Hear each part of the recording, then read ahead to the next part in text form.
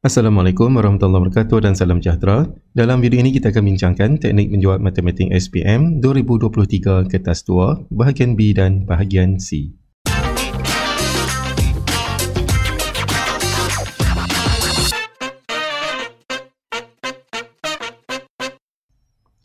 Dalam video kali ini kita akan bincangkan soalan percubaan dari negeri Perak. Kita lihat soalan kita yang pertama, iaitu soalan nombor 11A. Jadi membeli 3 buah kerusi dan 2 buah meja dengan harga RM450. Manakala Ahmad membeli 8 buah kerusi dan 3 buah meja dengan harga RM850. Menggunakan kaedah matriks, hitung beza harga antara meja dengan sebuah kerusi yang dibeli oleh mereka berdua. Jadi untuk menjawab soalan ini, kita akan keluarkan persamaan linear kita terlebih dahulu. Kita lihat persamaan pertama itu Denny, 3 buah kerusi dan 2 buah meja. Untuk kerusi kita akan wakilkan dengan X dan meja dengan Y. Jadi kita akan tulis 3X tambah 2Y sama dengan 450.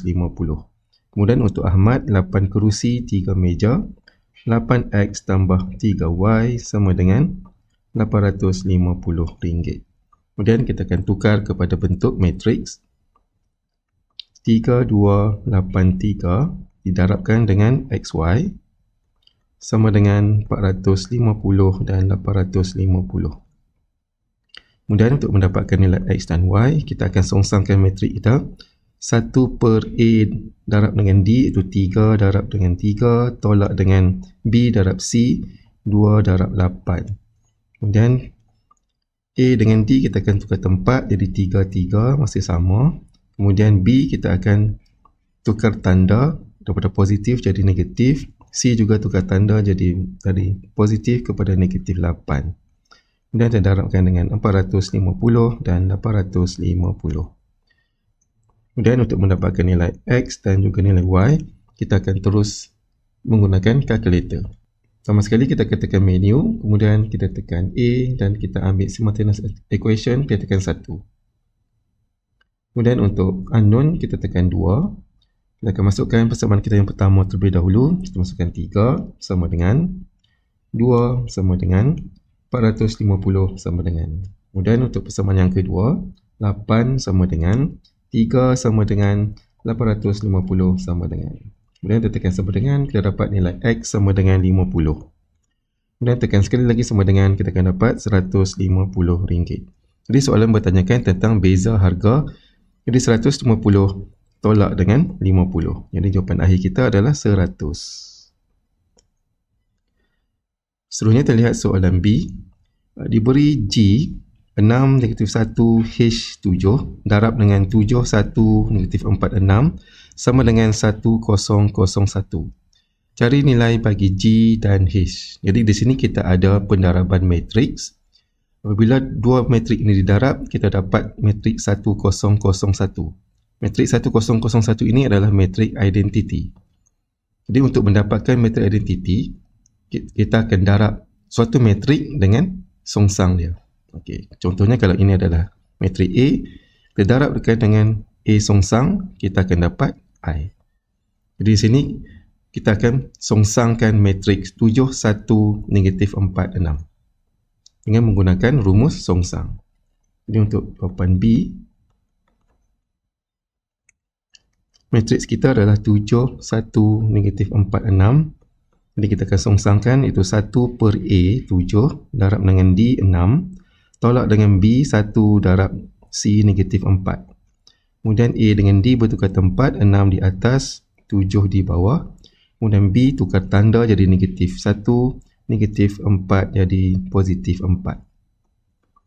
Kemudian kita ringkaskan, kita akan dapat 1 per 43, 6 negatif 1, 4, 7. Jadi jawapan kita untuk G adalah 1 per 43. Manakala untuk H adalah bersamaan dengan 4. Bila seterusnya kita lihat soalan C. Diberi N sama dengan 93 P5. Cari nilai bagi P jika matrik N tiada matrik songsang. Jadi kata kunci di sini adalah tiada matrik songsang. Jadi apabila tiada matrik songsang, kita akan lihat rumus untuk matrik songsang, iaitu 1 per AD tolak BC. Dan kita ambil nilai AD tolak BC ini kita akan samakan dengan sifar. Jadi di sini nilai A kita adalah 9 darab dengan 5, kemudian tolak dengan 3 darab P sama dengan sifar. Jadi kita akan tulis 9 darab 5 tolak dengan B darab C iaitu 3P sama dengan sifar. Jadi 45 tolak 3P sama dengan sifar. Jadi kita terus tekan kalkulator, kita dapat P sama dengan 15. Seterusnya kita lihat pula dari segi pemberian markah. Untuk soalan A, kita menulis persamaan linear, terdapat 1 markah, tukar kepada bentuk matriks 1 markah. Kita menggunakan matriks songsang 1 markah, jawapan 1 markah dan jawapan akhir 1 lagi markah. Seterusnya untuk soalan B, G 1 markah, H 1 markah. Kemudian untuk soalan C, langkah pengiraan 1 markah dan jawapan akhir 1 lagi markah. Dan kita akan dapat 9 markah untuk soalan ini. Baiklah, seterusnya kita lihat soalan nombor 12A. Lajah 5 menunjukkan trapezium PQRS dan URST yang dilukis pada satu satah kartes. URST ialah imej bagi PQRS di bawah gabungan transformasi GH. Huraikan selengkapnya transformasi tersebut. Jadi ini adalah imej dan ini adalah objek. Dan salah satu transformasi ini mestilah pembesaran sebab ada perbezaan saiz di antara objek dan imej. Jadi sebelum dia membesar, dia ada satu lagi transformasi dan kalau kita lihat di sini, transformasi yang terlibat adalah putaran. Putaran adalah melawan arah jam di sini. Jadi kita kena dapatkan pusat. Jadi salah satu pusatnya di sini adalah pada R. Bila kita putar pada R 90 darjah, kita boleh lukis imej dia berada seperti ini. Di sebelah imej yang besar tu. Jadi kita boleh nyatakan bahawa transformasi H adalah putaran 90 darjah lawan arah jam pada pusat R ataupun koordinatnya 6, 7.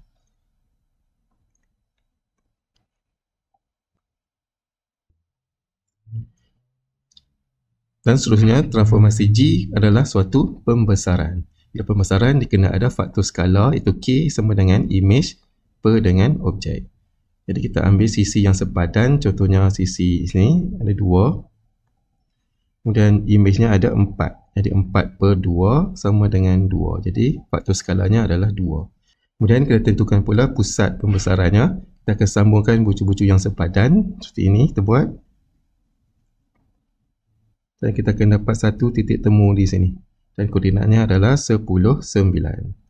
Jadi untuk G ia merupakan pembesaran K sama dengan 2, pusat 10, 9.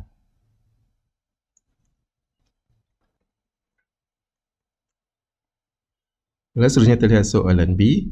Dalam ruang jawapan lukis imej bagi satu Roman trapezium PQRS di bawah pantulan pada garis RS. Kita lihat sini garis RS pada garis ini dan ini merupakan objek kita. Jadi dia akan pantul, dia akan jadi seperti ini. Kita lukis guna pembaris. Ini jawapan kita untuk B1 Roman. Seterusnya untuk soalan B2 Roman, trapezium URTS di bawah pantulan pada garis X sama dengan 6. Jadi kita lihat garis pantulan X sama dengan 6 berada di sini. Dan kita akan pantulkan trapezium yang besar tu. Jadi kita akan buat lukis seperti ini. Ini jawapan kita untuk B2 Roman. Kita pastikan kita lukis menggunakan pembaris.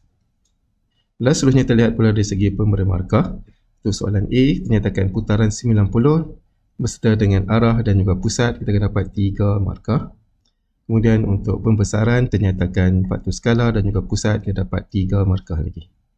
Kemudian untuk soalan B1 Roman, 1 markah. Dan soalan B2 Roman, 1 lagi markah. Dan kita akan dapat 8 markah untuk soalan ini.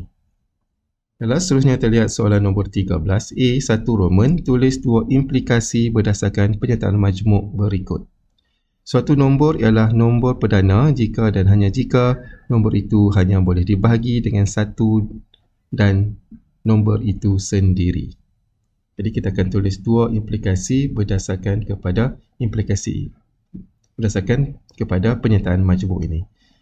Jadi pernyataan pertama ini adalah P. Kemudian selepas daripada perkataan rasa jika dan hanya jika ini adalah perkara Q. Jadi kita akan ambil jika P maka Q, kemudian implikasi yang berikutnya jika Q maka P. Jadi untuk jawapan kita yang pertama, kita boleh tulis jika satu nombor ialah nombor perdana, maka nombor itu hanya boleh dibahagi dengan satu dan diri sendiri.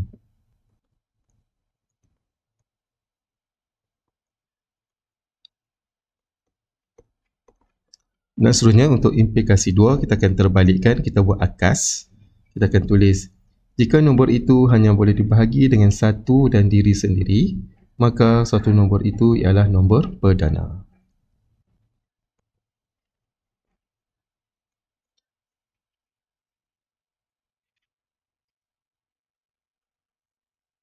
Dan seterusnya kita lihat soalan A2 Roman.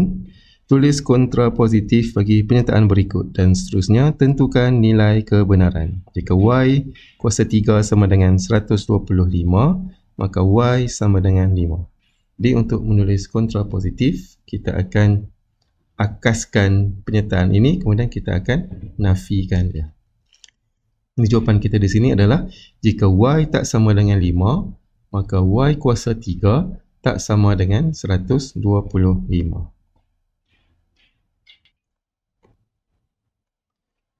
Dan pernyataan ini adalah benar.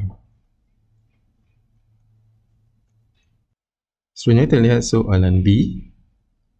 1 Roman. Tentukan sama ada hujah di atas ialah kuat atau lemah serta meyakinkan atau tidak meyakinkan.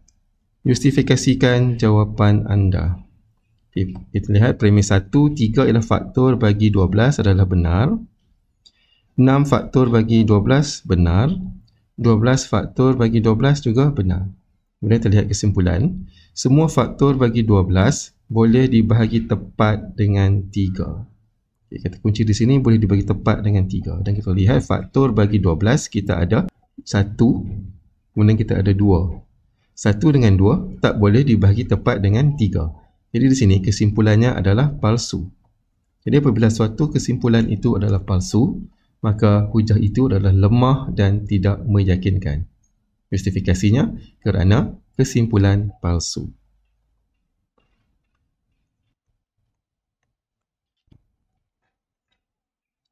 Seterusnya kita lihat soalan B2 Roman. Bentuk satu kesimpulan secara induktif kepada pola nombor berikut. Jadi di sini kita akan membentuk rumus bagi pola nombor ini untuk mendapatkan 1, 6, 15 dan 28. Jadi yang pertama sekali kita lihat nilai malarnya terlebih dahulu.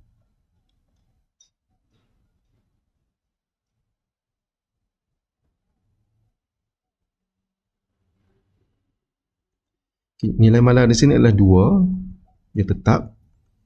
Jadi kita akan kekalkan 2, darab.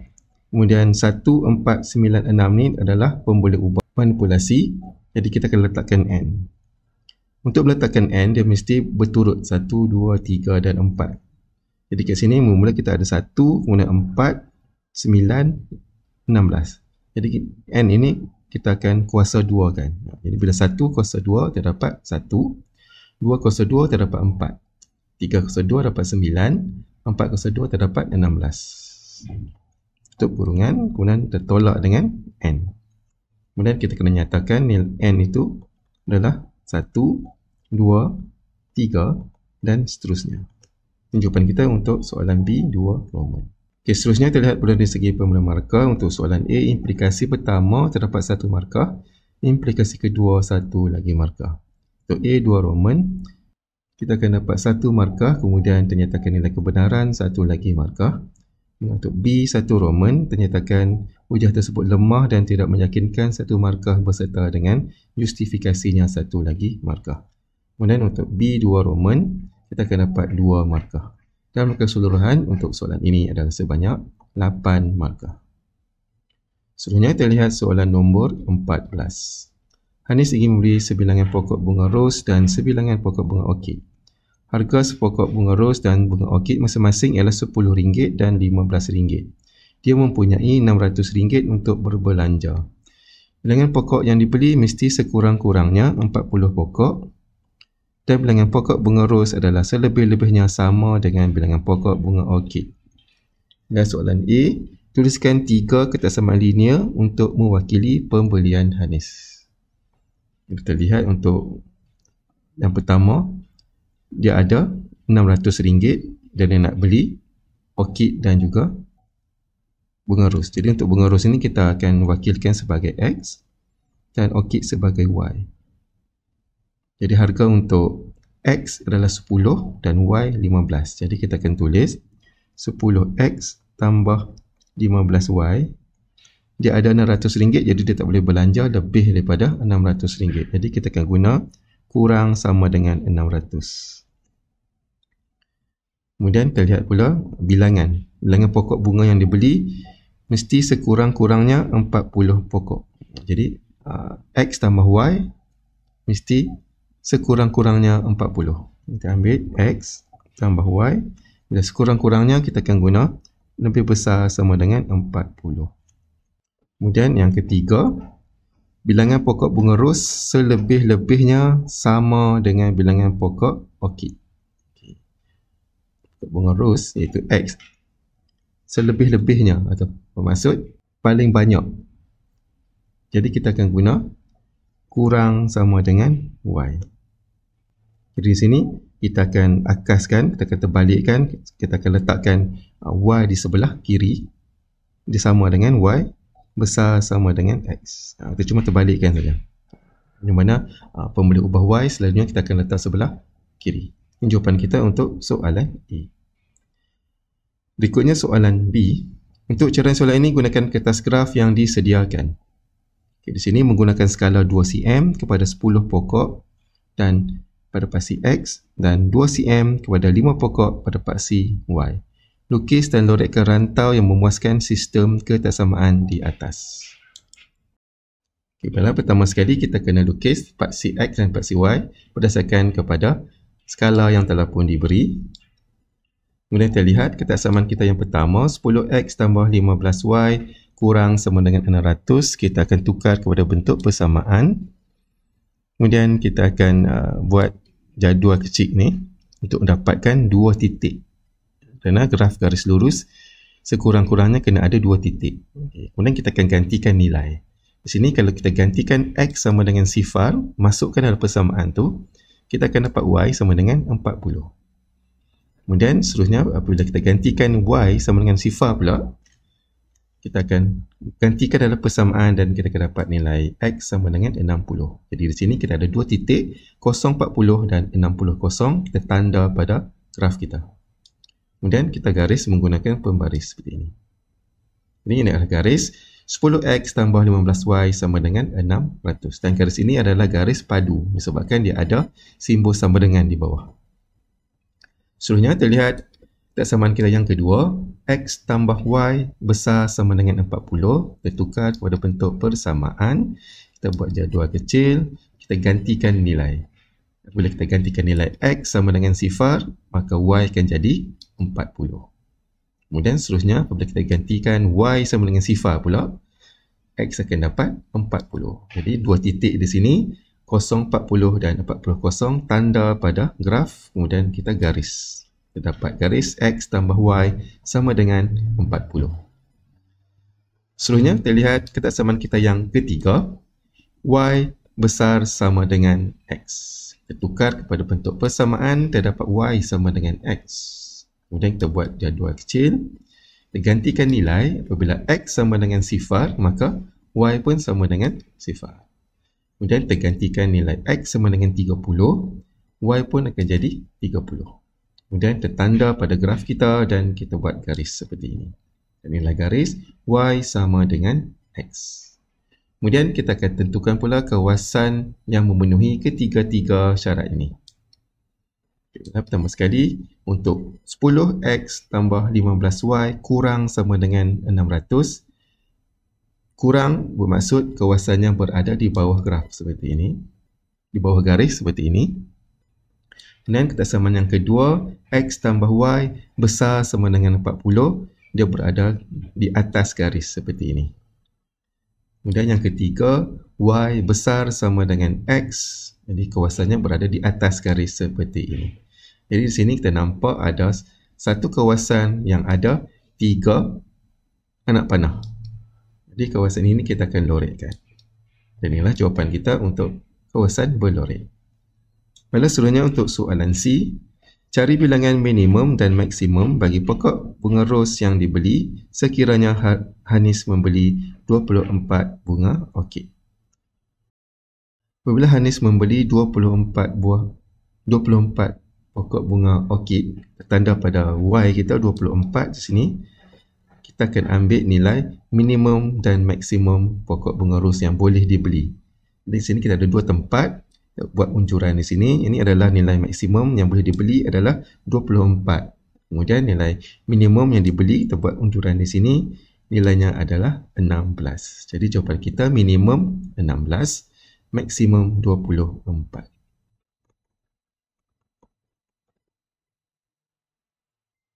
Baiklah, seterusnya terlihat pula dari segi pemberian markah untuk soalan ini. Untuk A, kita kena dapat 1 markah masing-masing untuk setiap ketaksamaan. Kemudian untuk soalan B, kita melukis paksi X dan paksi Y yang seragam, kita akan dapat 1 markah. Kemudian tiap-tiap garis ketaksamaan ini kita akan dapat 1 markah masing-masing, dan kawasan berlorek 1 lagi markah. Kemudian seterusnya untuk soalan C, nilai minimum dan nilai maksimum masing-masing kita akan dapat 1 lagi markah masing-masing. Dan markah keseluruhan untuk soalan ini adalah sebanyak 10 markah. Baiklah, seterusnya terlihat soalan nombor 15. Jadual 1 berikut menunjukkan taburan kekerapan jisim dalam kg bagi 100 bungkusan yang dihantar oleh seorang postman. Soalan A, dengan menggunakan skala yang sesuai, lukis sebuah ogif untuk mewakili data di atas. Kita lihat untuk soalan ini, dia tak bagi kepada kita jadual kekerapan. Kemudian terus kita lukis ogif. Jadi syarat untuk melukis ogif, untuk paksi mengufuk, kita akan guna sempadan, itu sempadan atas bagi setiap kelas. Kemudian untuk paksi mencancang, kita akan guna kekerapan longgokan. Jadi di sini kita kena dapatkan dulu sempadan atas dan juga kekerapan longgokan. Di sini dia tak bagi jadual kepada kita, jadi kita boleh tulis di atas ni. Untuk jisim sifar sehingga 2 kg, sempadan atasnya adalah 2.5. Kemudian yang berikut, kelas yang berikutnya 3 hingga 5 adalah 5.5, 8.5, 11.5, 14.5 dan 17.5. Jadi untuk ogif kita akan mulakan dengan kekerapan sifar, kekerapan kosong. Jadi sebelum 2.5 kita akan ada 0.5. Kemudian kita kena buat pula kekerapan longgokan. Dia akan bermula dengan sifar ataupun kosong, kemudian 12, kemudian kelas yang berikutnya 12 tambah 18, kita akan dapat 30. Kemudian 30 tambah dengan 34, 64. 64 tambah dengan 20, 84. Kemudian 84 tambah dengan 10, 94. Dan 94 tambah 6, kita dapat 100. Jadi sini adalah paksi X dan inilah paksi Y. Kemudian dia suruh kita gunakan skala yang sesuai. Jadi kita gunakan skala kita lah. Untuk paksi X, kita mudah saja kita akan gunakan 0.5 sampai 17.5 untuk setiap 2 cm kertas graf kita. Manakala untuk paksi mencancang, paksi Y, kita ada sifar ataupun kosong sampai 100. Jadi kita boleh buat 2 cm kepada 10. Jadi kita akan buat paksi X kita, iaitu bermula dengan 0.5 sehinggalah 17.5. Jadi kita ambil 2 cm. Kemudian untuk paksi Y, paksi mencancang, 2 cm kita buat kepada 10 bungkusan. Kemudian seterusnya kita plotkan bilangan kekerapan longgokan kita seperti ini. Kemudian selepas kita selesai plot, kita akan sambungkan titik-titik ini dengan satu garis lengkung yang cantik dari chain seperti ini. Jadi ini ogif kita. Seterusnya soalan B, tentukan kuartil pertama, median kuartil ketiga daripada ogif tersebut. Seterusnya bagikan data tersebut dalam satu plot kotak.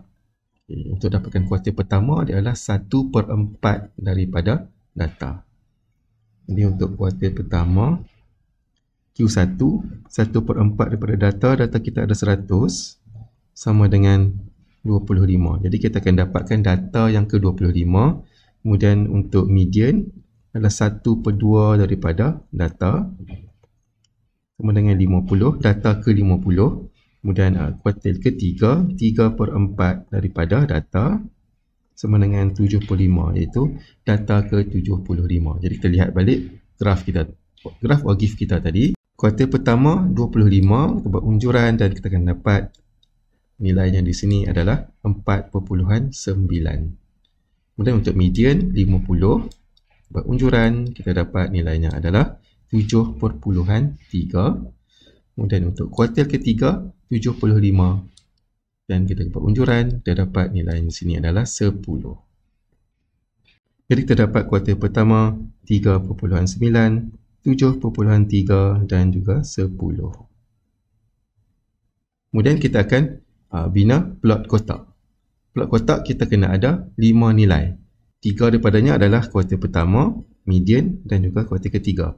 2 lagi nilai adalah nilai minimum dan juga nilai maksimum.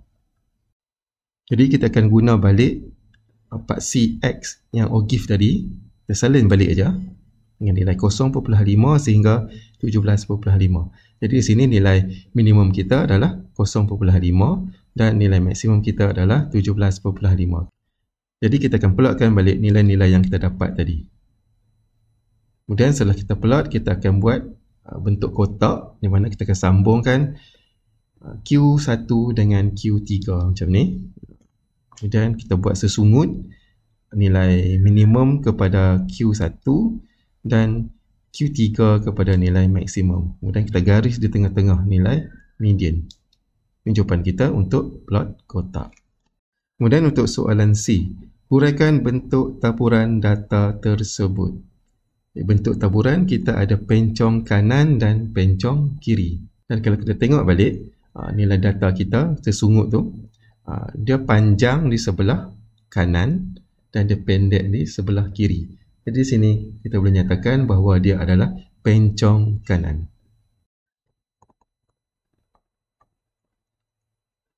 Baiklah, sebelum kita lihat pula dari segi pemberi markah, untuk soalan A kita melukis OGIF. Paksi mencancang dan paksi mengufuk dengan skala yang seragam, kita dapat 1 markah. Kemudian kita plot dengan nilai yang betul, kita akan dapat 2 markah. Kemudian kita sambungkan dengan garis yang licin dan mengenai semua titik plot kita, terdapat 1 lagi markah.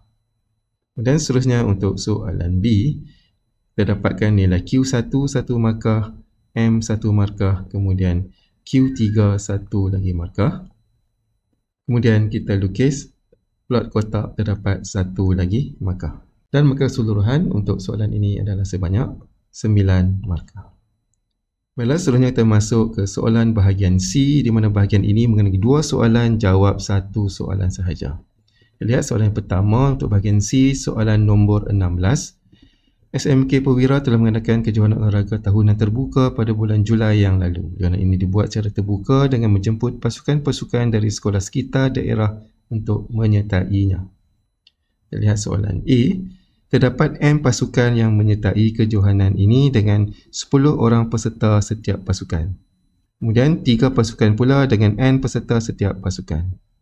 30 daripada jumlah peserta ialah lelaki, selebihnya ialah perempuan. Tulis satu rumus P bagi menunjukkan bilangan peserta perempuan dalam sebutan M dan N.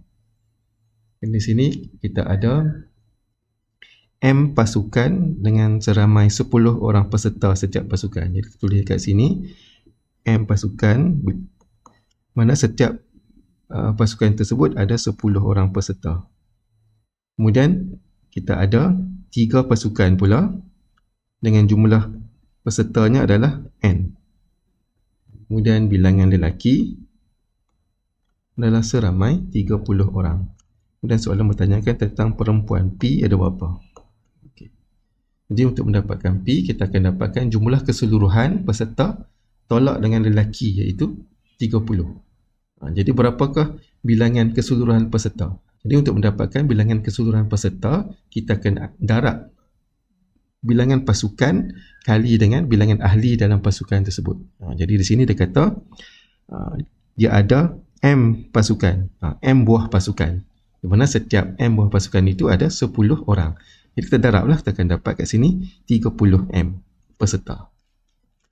Kemudian yang kedua pula, dia kata ada 3 pasukan, di mana setiap pasukan itu ada N bilangan peserta. Jadi 3 kali N.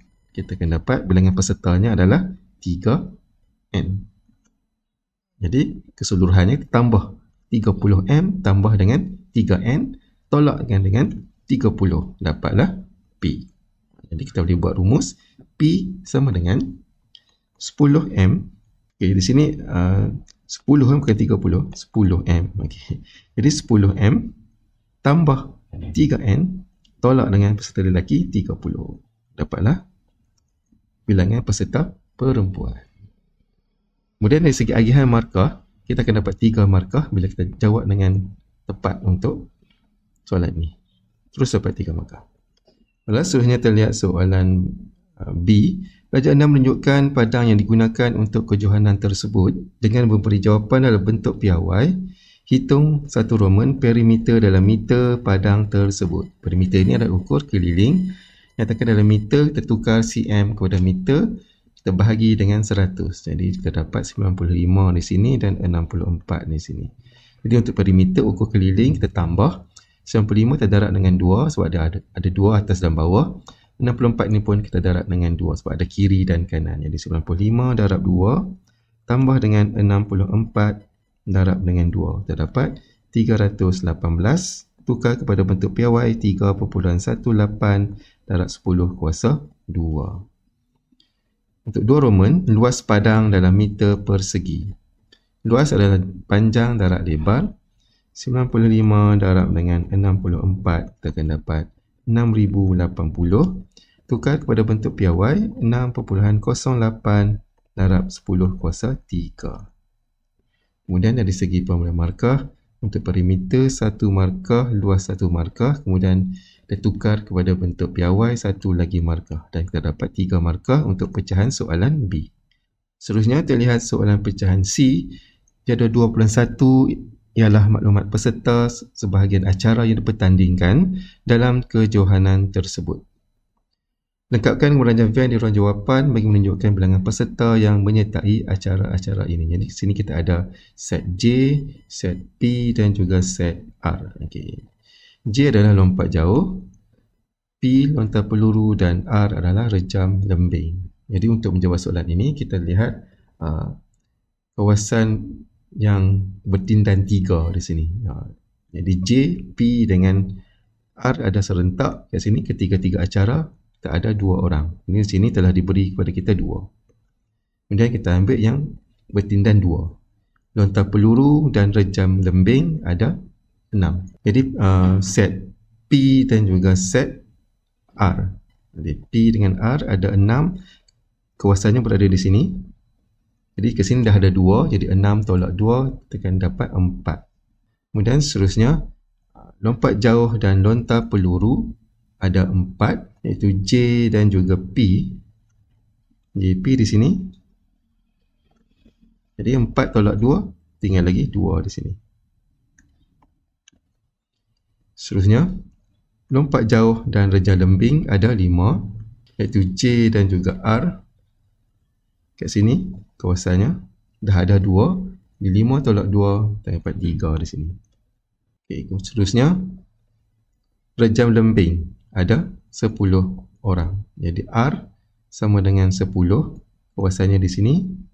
Ini 10 tolak 4 tolak 2 dan tolak 3. Ini tinggal 1.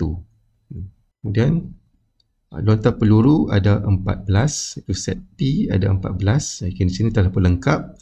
Kita ada 6, 4, 2, 2 sama dengan 14. Kemudian yang terakhir, lompat jauh kita ada 10. Jadi kawasannya di sini, lompat jauh. Di 10 tolak 3, tolak 2 dan tolak 2. Kita dapat 3 di sini. Ini jawapan kita untuk soalan C. Kemudian dari segi agihan markah, kita akan dapat 3 markah untuk pecahan soalan ini. Seterusnya soalan D. Nufai dan Syaif merupakan antara dua atlet terbaik yang berjaya mendapat catatan masa terbaik dalam kejohanan tersebut. Kita lihat jadual 2.2. Kita ada percubaan pertama sampai percubaan ke-5. Okay, soalan 1 Roman, diberi min bagi catatan masa lari Noval ialah 29.16. Maka min bagi catatan masa Saif adalah 29.62. Hitung sisihan piawai bagi larian Noval dan Saif. Jadi kita akan dapatkan sisihan piawai.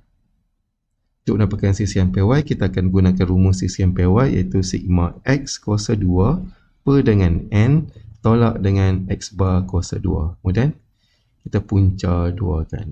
Okay, pertama sekali kita ambil dulu data untuk Noval. Untuk X kuasa 2 ni kita akan ambil bacaan catatan untuk Noval iaitu 25.2 kuasa 2 tambah dengan 29.3 kuasa 2 dan seterusnya. Kemudian kita bahagi dengan bilangan datanya 5. Kita tolak dengan min yang tadi bagi kepada kita 29.16 kuasa 2 dan kita punca 2 kan. Kemudian kita terus tekan kalkulator, kita akan dapat jawapannya 2.17. Ini untuk data Noval. Kemudian kita lihat pula data untuk Saif.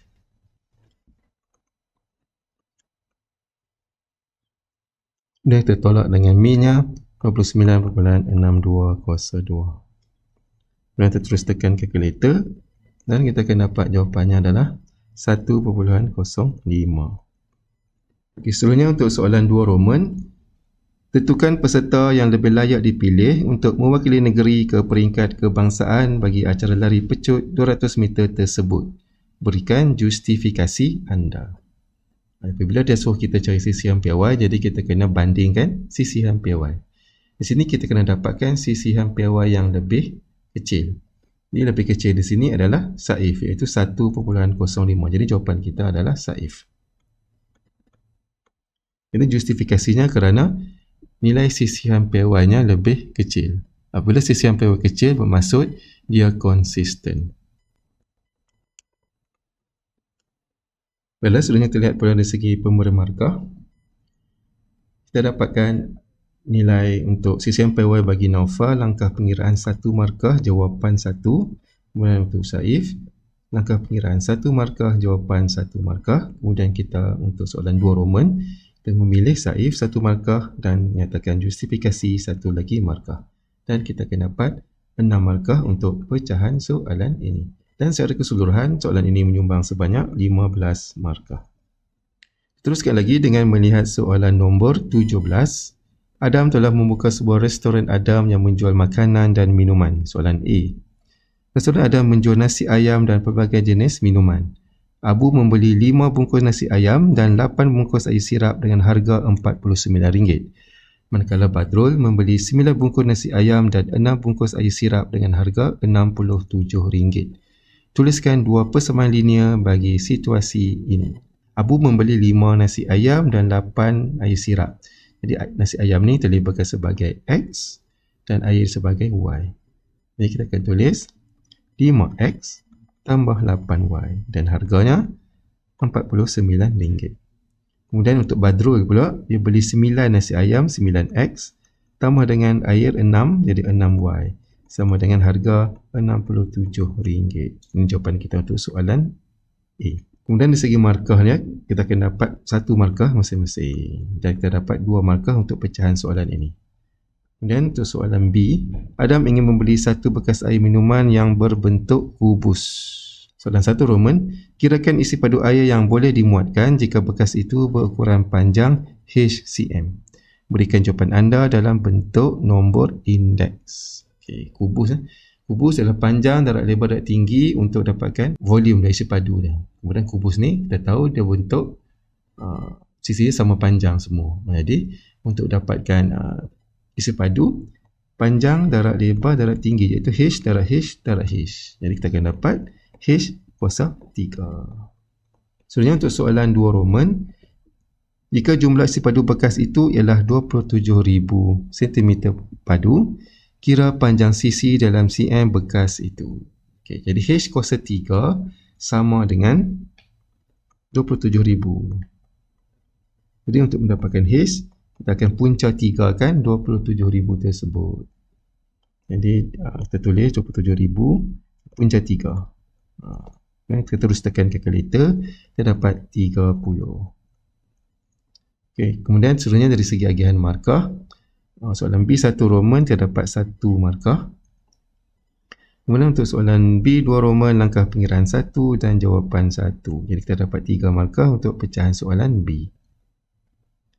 Teruskan lagi dengan melihat soalan C.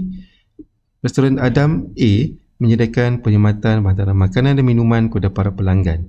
Badrul, Chua dan Dennis merupakan pelanggan tetap restoran Adam yang sering memesan nasi ayam dan minuman secara penghantaran. Jadi 3.1 menunjukkan jarak di antara rumah pelanggan dan restoran Adam.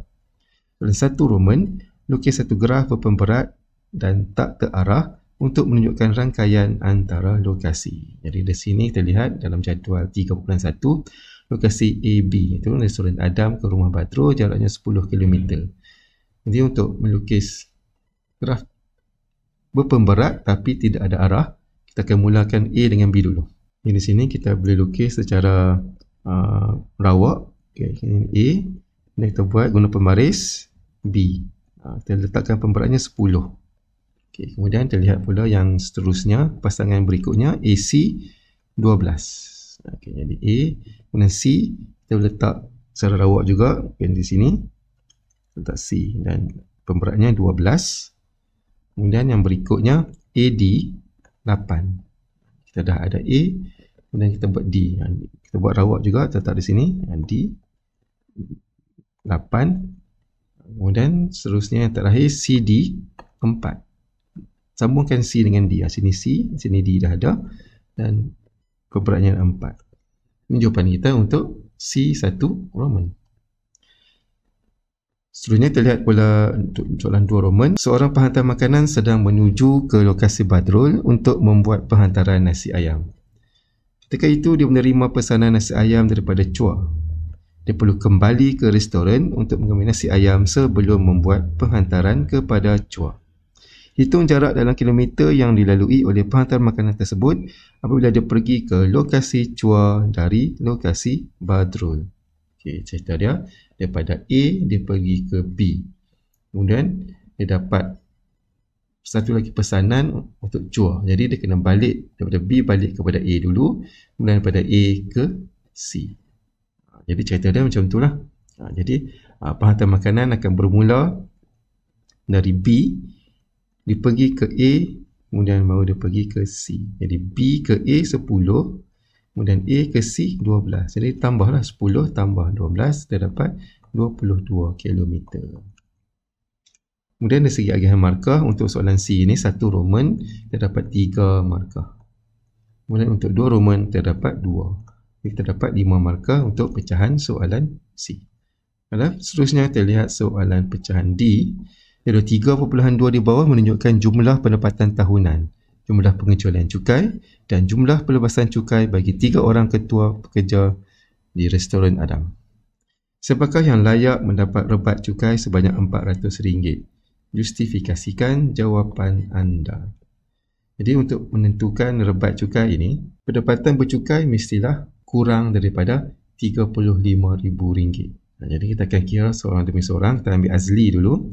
Kita ambil jumlah pendapatan, tolak dengan pengecualian cukai dan jumlah pelepasan cukai. Jadi untuk Azli 56,240 tolak dengan 1,400, tolak pula dengan 20,650, dan kita akan dapat 34,190. Kemudian untuk Senpoh 59,010 tolak dengan 780, tolak dengan 21,470. Dan kita akan dapat 36,760. Kemudian untuk Ravi, kita ambil 57,805 tolak dengan 1,050, tolak dengan 24,100, dan kita akan dapat 32,655. Jadi di sini kita ada 2 orang yang pendapatannya kurang daripada RM35,000, pendapatan bercukai, iaitu Azri dan juga Ravi. Jadi jawapan kita di sini adalah yang layak mendapat rebat adalah Azli dan Ravi. Justifikasinya adalah pendapatan bercukai mereka kurang daripada RM35,000. Kalau seterusnya kita lihat pada dari segi pemberian markah, kita mendapatkan pendapatan bercukai bagi ketiga-tiga orang ini, kita akan dapat 1 markah masing-masing. Kemudian jawapan kita Azli dan Ravi 1 markah dan justifikasi 1 lagi markah. Dan kita akan dapat 5 markah untuk pecahan soalan ini. Dan secara keseluruhan soalan ini menyumbang sebanyak 15 markah. Baiklah, sampai sini saja untuk video kita pada kali ini. Sekian, terima kasih, selamat belajar dan jumpa lagi dalam video yang akan datang.